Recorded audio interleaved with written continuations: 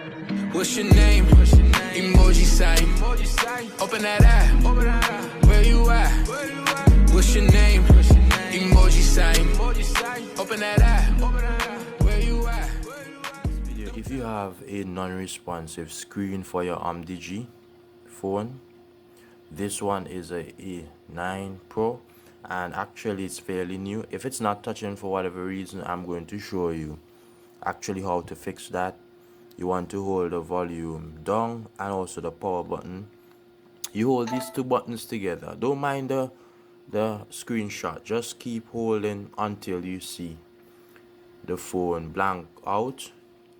This is a force restart. The phone will actually blank out.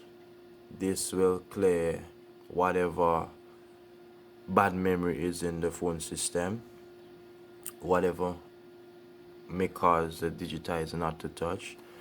This will reset the phone and reboot the phone. You will not lose any data or anything. This is just simply to fix the touching issue with your phone. And this is how you do it. So I do hope that this was helpful.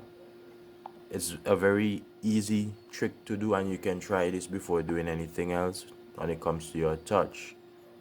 If that doesn't work, you'll basically have to drain your battery or allow your battery to die, and then you charge up your phone.